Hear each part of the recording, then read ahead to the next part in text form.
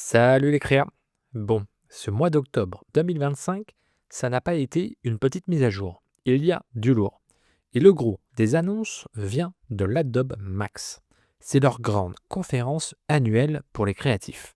Du coup, la question qui est sur toutes les lèvres, c'est celle qui s'affiche à l'écran. Est-ce que l'IA a gagné? On assiste à une intégration massive, profonde de l'IA dans absolument tous nos workflows. Pour faire simple, on est en train de passer de l'outil gadget qu'on testait le week-end à un véritable assistant de production qui bosse avec nous au quotidien. Alors, j'ai tout décortiqué pour vous. Voici votre veille mensuelle, sans fioriture, on va droit au but. Ok, avant de plonger dans les outils, on doit parler stratégie, parce que c'est ça le plus important pour comprendre ce qui se passe. Oubliez tous les petits outils IA isolés qu'on a collectionnés ces 2 dernières années. Adobe ne veut plus une simple application dans votre doc, à côté de Midjourney, Runway ou Pika. Leur objectif est limpide, c'est de construire une forteresse intégrée, un écosystème total où vous n'avez en fait plus aucune raison d'aller voir ailleurs. Et leur arme secrète pour nous convaincre d'y rester, elle tient en 3 mots. C'est exactement ce que nous, les pros, on attend depuis le début. Du contrôle, de la cohérence et de l'intégration. Et vous allez voir, ils ont mis le paquet. Premier missile, Firefly 5. Et là, attention, on ne parle plus de bidouille, c'est terminé ça. La nouveauté majeure, d'abord, une génération en résolution native 4 mégapixels. 4 mégas de pixels. Ça veut dire quoi? Ça veut dire que l'image qui sort est prête pour l'impression. Ensuite, le photoréalisme. Il est juste bluffant. L'IA maîtrise enfin les détails qui nous trahissaient avant.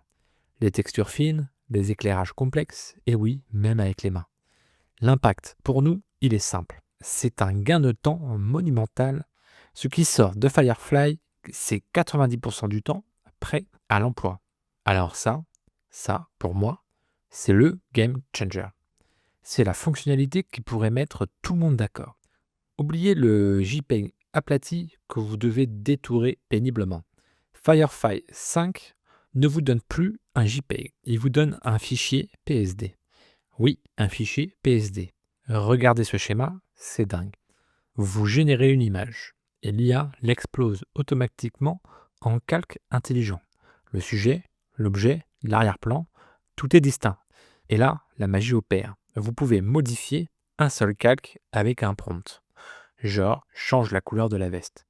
Et l'IA, toute seule, va recalculer les ombres et la perspective sur tous les autres calques pour que l'harmonie reste parfaite.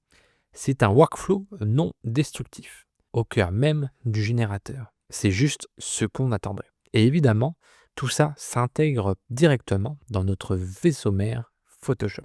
L'IA n'est plus un petit panneau d'options, elle devient un véritable assistant. Premièrement, le Generative Upscale.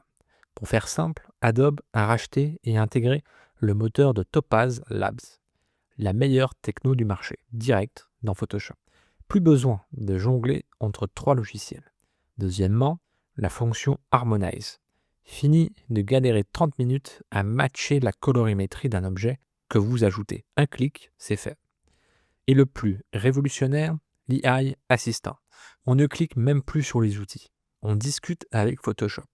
On lui écrit, isole le sujet, passe l'arrière-plan en noir et blanc et ajoute un flou cinématique. Et il exécute. On passe de technicien à directeur artistique. Ok, et là, Adobe s'attaque au plus gros problème qu'on avait, nous les pros, le manque de cohérence stylistique. La solution, c'est les Firefly Custom Models. Le principe est dingue. Vous pouvez entraîner un modèle Firefly privé sur votre propre portfolio, sur vos illustrations, vos photos, votre patte graphique. Et ce modèle, il devient votre jumeau numérique stylistique. Il est capable de produire des nouveaux assets, de nouvelles images, qui sont parfaitement alignés avec votre DA. Pour le branding, pour le design de personnages, pour décliner une campagne, c'est une tuerie. C'est votre style, mais industrialisé. Bon, Adobe a frappé un très très grand coup, on est d'accord. La forteresse est impressionnante, mais pendant ce temps-là, hors des murs, la concurrence n'est pas morte, loin de là. Elle s'organise, elle propose d'autres stratégies.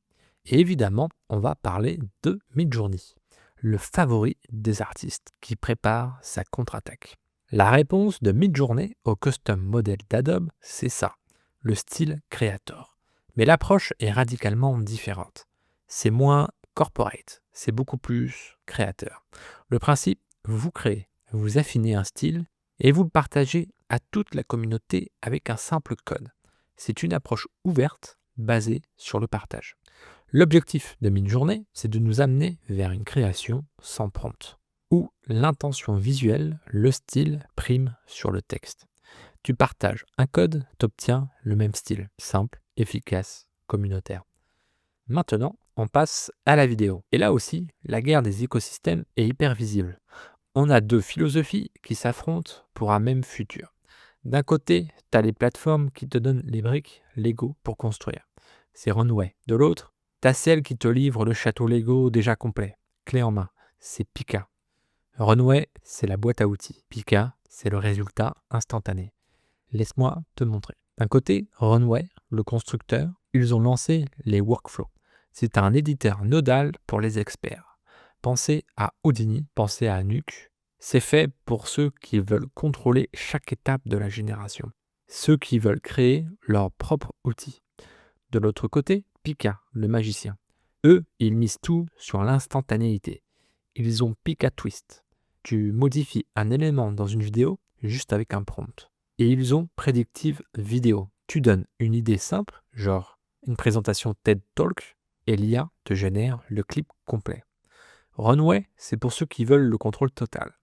Pika, c'est pour ceux qui veulent un résultat vite. Et enfin, on termine avec l'audio. On va être honnête, la musique et la voix off, c'est le gros point faible de nos prods. C'était le Far West juridique. Eh bien, c'est terminé. Adobe dégaine Firefly Audio. Ça génère de la musique, des voix off, tout ça libre de droit et synchronisé à votre vidéo directement dans l'écosystème. Mais le plus gros, le truc qui est vraiment historique, ce sont les partenariats. Universal Music Group, les majors de la musique, s'allient avec les IA. On a vu des accords signés avec Udio, avec Stability AI. L'impact pour nous, il est simple. Le risque juridique est en train de disparaître. L'audio IA devient enfin une option professionnelle pour nos projets clients. Alors, le verdict dans tout ça. Oui, Adobe a gagné la bataille de l'intégration professionnelle. Si vous êtes une agence ou un graphiste qui vit de la Creative Cloud, l'écosystème Adobe est devenu monstrueusement puissant et cohérent. Mais la guerre de l'innovation, elle est toujours ouverte. Des acteurs comme Midjourney, comme Runway, continuent de pousser la créativité pure, avec des approches plus spécialisées. Et ça veut dire que le vrai gagnant, au final, c'est nous. C'est nous, les créatifs. Cette compétition nous donne des outils plus puissants, mieux intégrés et plus sûrs légalement. La question maintenant, c'est pour vous. Vous vous situez où? Vous êtes dans quel camp? Allez-vous rester confortablement dans la forteresse Adobe ou est-ce que vous allez continuer à explorer les outils indépendants? Dites-moi tout, partagez votre stratégie dans les commentaires, ça m'intéresse vraiment. C'est tout pour ce rapport de force d'octobre 2025. Si vous voulez continuer à suivre cette actu de près et voir qui gagne la prochaine bataille, c'est simple, abonnez-vous et lâchez un pouce bleu si ça vous a aidé. On se voit le mois prochain. Allez, ciao!